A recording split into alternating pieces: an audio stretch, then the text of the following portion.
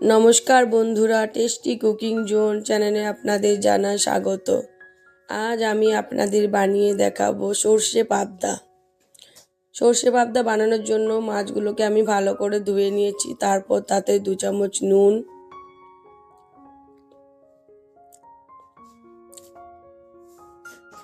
1 চামচ হলুদ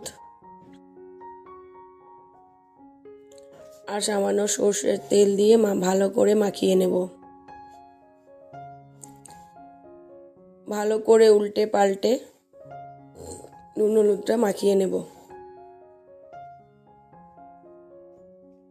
মাখানো হয়ে গেলে 15 মিনিটের মতো রেখে দেব।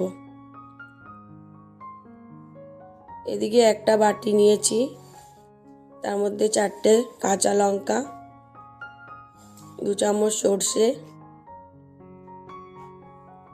আর 2 চামচ পোস্ত নেব। এর একটা মিহি পেস্ট বানিয়ে নেব। আর মিডিয়াম সাইজে 3টে টমেটো নিয়েছি। টমেটোগুলো ভালো করে কেটে এটারও একটা পেস্ট বানিয়ে রেখে দেব। এবারে গ্যাসের মধ্যে একটা কড়াই চাপিয়ে নিলাম। পরিমাণ মতো তেল নিলাম।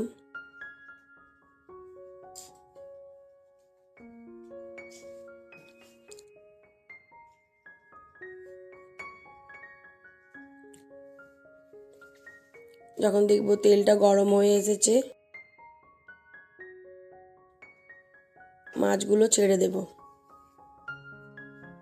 একে একে সব মাছগুলো দেব।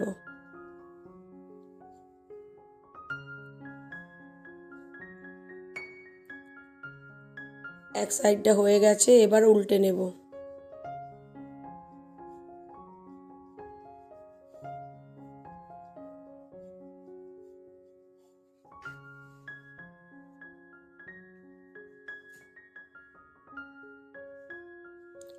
এবার একটা প্লেট নিয়ে একে একে মাছগুলোকে তুলে নেব কড়াই থেকে।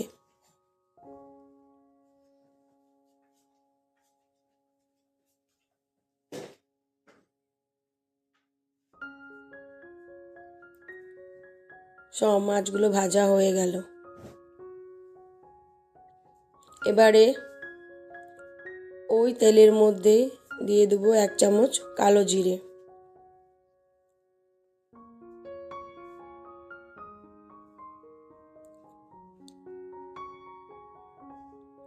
আর 1 চামচ আদা কুচি।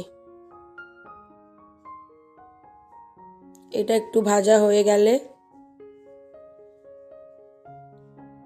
এই গরম তেলের মধ্যে দিয়ে দেবো 1 চামচ হলুদ,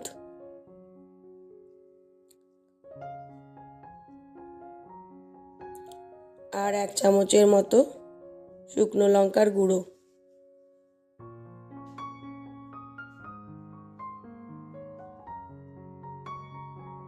এরপর তাতে দিয়ে দেবো আগের থেকে পেস্ট করে রাখা টমেটো।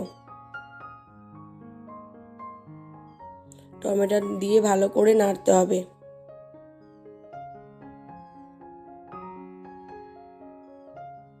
টমেটোটা ততক্ষণ নাড়তে হবে যতক্ষণ না টমেটো থেকে কাঁচা গন্ধটা বেরিয়ে আসে। এরপর সর্ষে বাটা আর পোস্তটা দিয়ে নাড়তে থাকবো।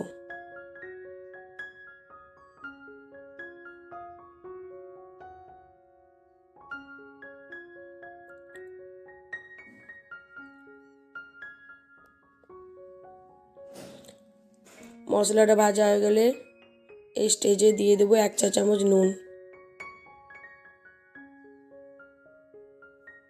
নুনটা দিয়ে ভালো করে মিশিয়ে নেব মশলার সাথে। মশলা ভাজা হয়ে গেছে। এরপর পরিমাণ মতো জল দেব।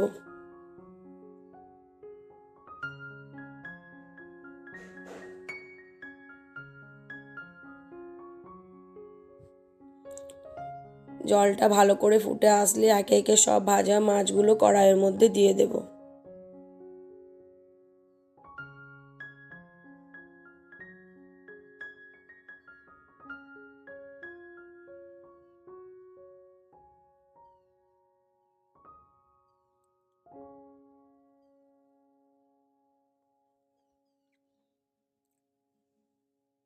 মাছগুলো হয়ে এসেছে। এবারে নামানোর আগে কুচি করে রাখা ধনেপাতা দিয়ে দেব,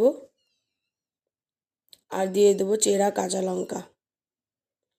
তৈরি হয়ে গেল সর্ষে পাবদা।